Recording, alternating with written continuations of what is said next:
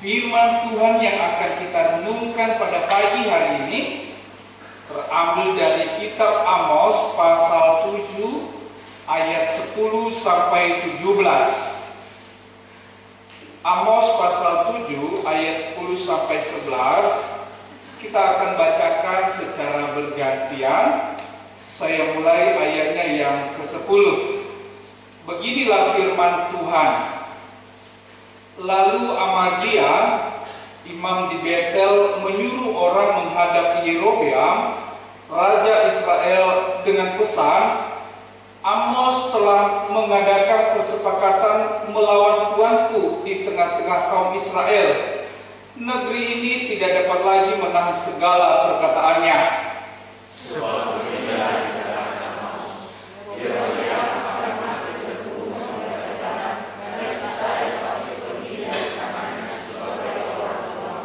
Lalu berkatalah Amazia kepada Amos, pergilah, penyalah ke tanah Yehuda, carilah makananmu di sana dan bernubuatlah di sana.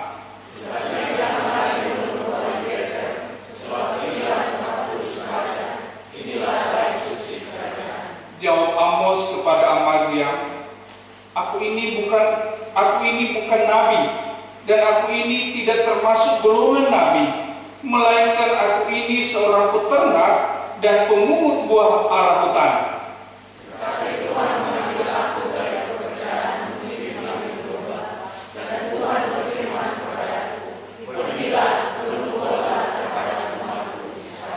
Maka sekarang dengarlah firman Tuhan.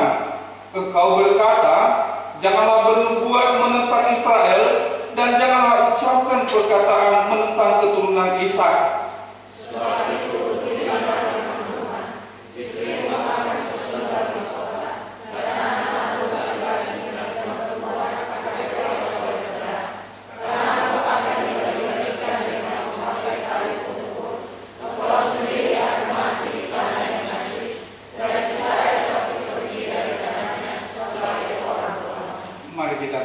Bapak Ibu dan saudari yang dikasihi Tuhan, sekali lagi saya ingin menyapa kita semua. Shalom. Ya Allah. Salah satu kelebihan manusia dari ciptaan lainnya adalah manusia telah dianugerahi akal budi sehingga bisa membedakan mana yang baik, mana yang jahat, bisa juga membedakan mana yang benar dan mana yang salah. Dan sebagai orang beriman atau sebagai orang percaya, jelas kita dipanggil supaya kita hidup di dalam kebaikan dan kebenaran. Tetapi Bapak Ibu dan saudari yang dikasihi Tuhan, pagi ini melalui bacaan firman Tuhan yang barusan kita baca dan sebentar lagi akan kita renungkan bersama, di sini kita diingatkan bahwa ternyata menjadi umat percaya, menjadi orang beriman kepada Tuhan, bukan saja hidup kita harus menghidupi kebaikan dan kebenaran, tetapi kita juga dipanggil untuk menyuarakan kebaikan dan kebenaran itu kapanpun dan dimanapun. Kalau kita menghidupi kebaikan dan kebenaran itu sudah bagus, dan itu akan menjadi kesalahan personal, kesalahan pribadi kita. Tetapi ketika kita mau menyuarakan kebaikan dan kebenaran itu, maka diharapkan kebaikan dan kebenaran itu akan menggema dimanapun. Sesuai dengan tema kita pada pagi hari ini yang berkata, tetaplah menyuarakan kebenaran. Mari kita ucapkan bersama-sama 1, 2, 3. Tetaplah menyuarakan kebenaran. Tentu dalam kebenaran ini terkandung kebaikan. Tetaplah menyuarakan kebenaran satu, karena itulah yang dikehendaki oleh Allah bagi kita. Setiap orang percaya diminta untuk mau menyuarakan kebenaran kapanpun dan dimanapun. Menyuarakan kebenaran bukan hanya tugasnya orang-orang rohaniawan atau rohaniawati, kaum agamawan. Bukan juga hanya tugasnya para kaum bangsawan. Bahkan kadang-kadang di tengah-tengah bungkamnya kaum rohaniwan dan rohaniwati serta kaum bangsawan, maka orang-orang yang tidak terpandang sekalipun dipakai oleh Tuhan untuk menyuarakan kebenaran. Dan inilah yang terjadi di Israel pada zaman kerajaan Israel dipimpin oleh Raja Yerobeam II. Itu kurang lebih pada tahun 783 sampai 743 sebelum Masehi dan sebelum Israel dibuang ke Babel. Ketika terjadi ketidakadilan, kekerasan di mana-mana, kebobrokan moral bangsa, banyak orang memilih bungkam dan diam. Tidak ada orang yang berani menegur. Mereka yang bergelar imam sekalipun memilih diam dan bungkam. Bukankah juga banyak orang di zaman sekarang lebih baik memilih diam deh daripada nanti dimusuhi, ditolak, difitnah. Ya sudahlah, meskipun tahu ada yang salah, tapi ya sudah diam saja. Kejadian ini betul-betul terjadi pada zaman dulu ketika Israel berada di bawah kepemimpinan Raja Yerobeam. Itu kebobrokan moral itu terjadi di mana-mana. Dan para pemimpinnya, termasuk para pemimpin agama, memilih bungkam dan diam.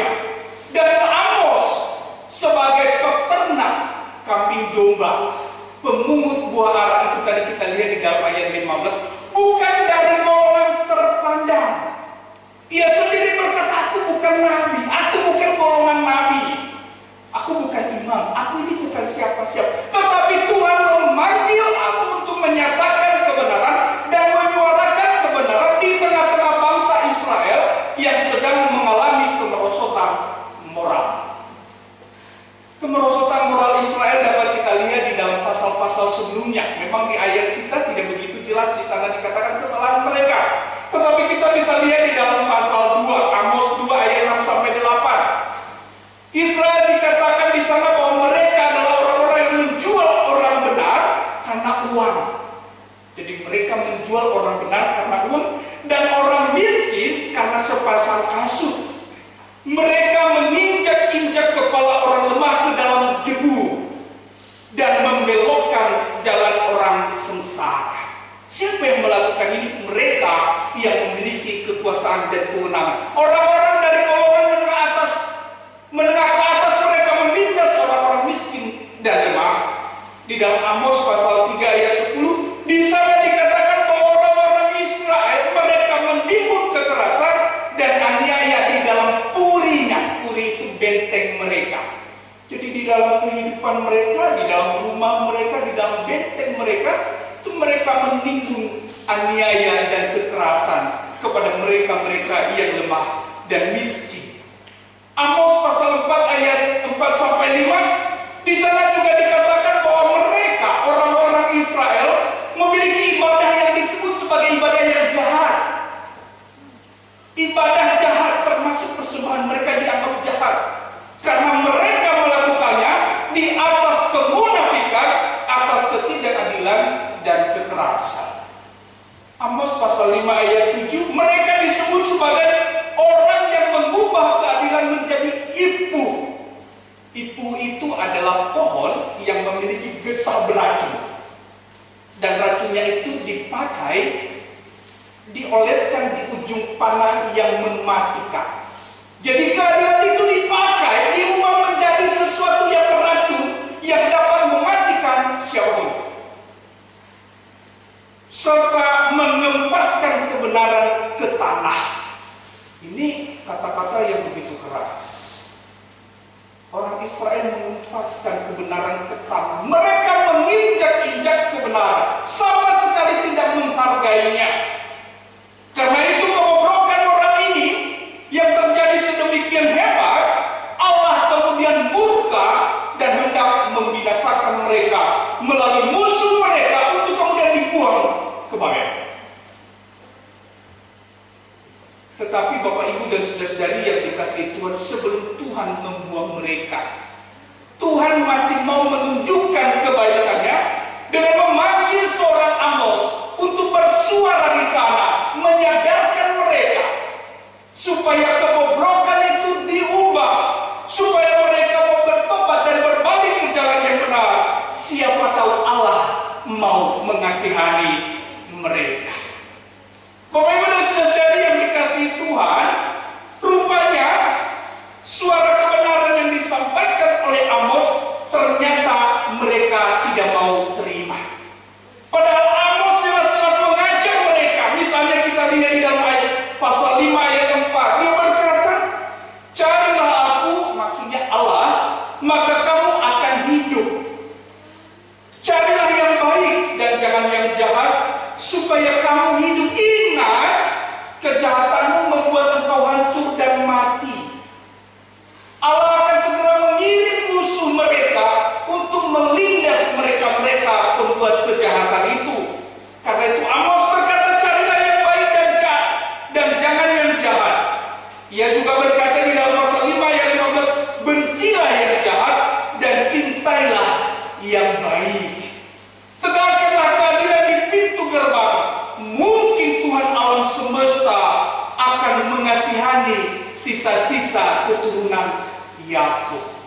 Sudah banyak para nabi sebelumnya yang menyuarakan kebenaran juga, termasuk Yehezkiel yang tadi kita baca, yang dibacakan oleh Bapak Satuan Yakristo di firman Tuhan yang pertama. Ia disuruh ke Israel untuk bersuara, memberitahukan bahwa Tuhan sedang menentang mereka karena mereka sedang melaksanakan ketidakadilan, aniaya dan kekerasan di mana-mana. Dan tidak ada yang mau bersuara tentang itu selain orang-orang yang memang dipakai Tuhan untuk bersuara, menyuarakan kebenaran meskipun mereka ditolak.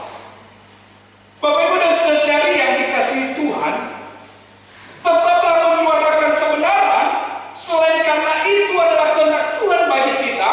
Yang menjadi perenungan kita yang kedua adalah bahwa kita harus menyuarakan kebenaran meskipun itu membuat engkau ditolak. Amos mendapatkan penolakan yang luar biasa. Penolakan Israel ini diwakili oleh seorang imam yang bernama Amazia. Itu tadi kita baca di dalam ayatnya yang ke-10. Bisa ditampilkan sekali lagi? Suara kebenaran yang disampaikan oleh Amos, yang Tuhan sampaikan kepadanya untuk diberitakan, disuarakan di tengah-tengah kebobrokan moral, ternyata mereka menolaknya dan diwakili oleh seorang Amazia. Mari kita baca bersama-sama. 1, 2, 3. Lalu Amazia, imam di Betel, menyuruh orang menghadap Raja Israel dengan pesan, Amos telah berkata melawan Tuhan di tengah-tengah orang Israel.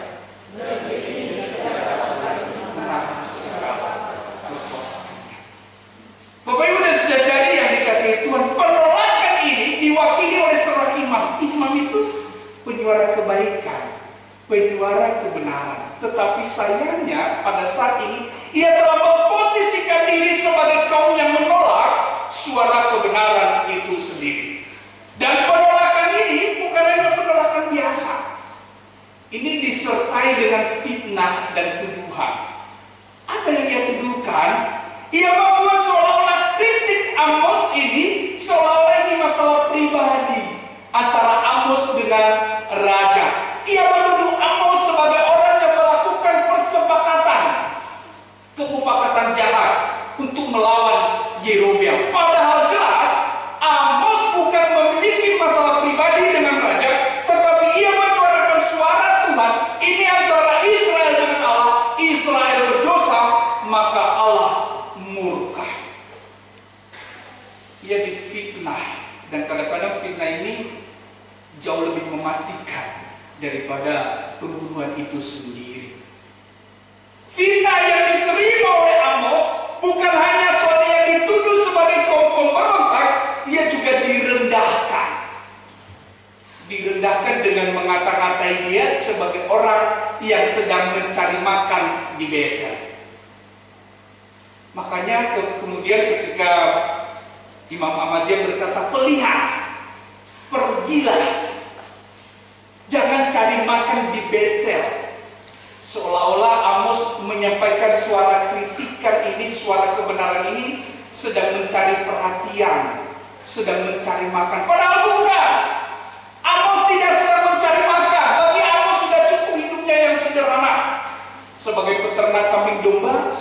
cukuplah baginya untuk hidup baik, hidup benar, dan tercukupi segala kebutuhannya. Tetapi ia tahu bahwa panggilan bagi hidupnya sebagai orang beriman, bagian dari umat pilihan Tuhan, ia dipanggil untuk menyuarakan kebenaran di tengah-tengah bangsanya yang sedang mengalami kemerosotan moral.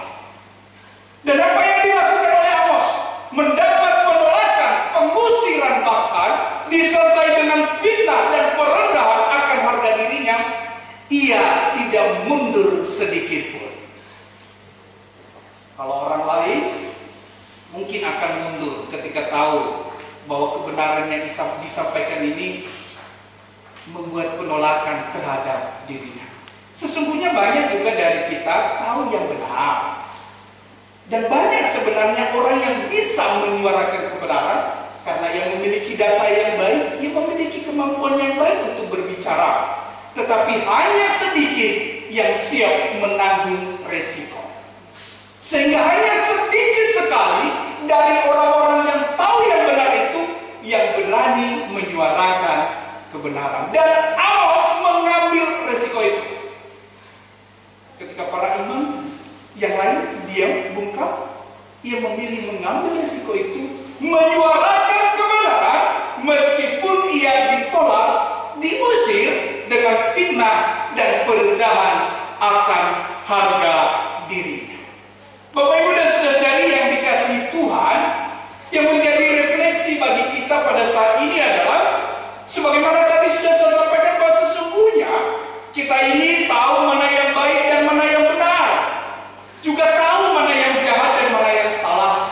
Tetapi kadang-kadang karena kita takut berbeda, takut dibenci, takut dimusuhi, maka kita lebih baik memilih diam dan menjadikan diri kita sebagai seorang yang saleh secara individu. Udahlah, yang penting saya baik, saya benar, tidak mengganggu orang lain. Masalah kejahatan ada di depan mataku, lebih baik aku pura-pura tidak tahu saja. Ini sering sekali menjadi kebiasaan dan perilaku orang beriman. Tetapi pagi ini kita diingatkan bahwa menjadi orang beriman tidak hanya cukup untuk menjadi hidup yang saleh secara pribadi, tetapi kita juga dipanggil untuk menyuarakan kebaikan dan kebenaran di tengah-tengah orang, dimanapun dan kapanpun, dimanapun kita berada. Apa yang dilakukan oleh Amos setelah ia mendapat pengusiran, fitnah dan segala macam? Ia justru terus menyuarakan kebenaran itu. Dan di dalam ayatnya yang 15, 16 dan 17 ia terus berkata bahwa dengar hai kaum Israel, istri-istrimu nanti akan bersundal. Anak-anakmu laki-laki dan perempuan akan tewas oleh pedang. Tanah-tanahmu akan direbut dan dibagi-bagikan kepada orang lain, dan engkau akan pergi menjadi orang buangan. Dia tidak mundur. Kalau kita mungkin begitu bilang, oh, awas kamu begini, sudah memilih diam dan mundur saja. Takut, nggak mau daripada dibenci itu nggak enak, dimusuhi itu nggak enak, ya sudahlah, diam saja. Tetapi Bapak Ibu dan Saudari yang dikasihi Tuhan, biarlah firman Tuhan pada pagi ini mengingatkan kita bahwa kita menjadi orang-orang beriman ini harus berani menyatakan kebenaran dan konsisten.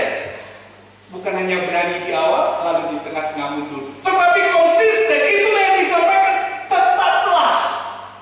Artinya baik sekarang, besok, lusa dan yang akan datang menyuarakan kebenaran, meskipun itu membuat engkau ditolak, difitnah, bahkan diusir sekalipun.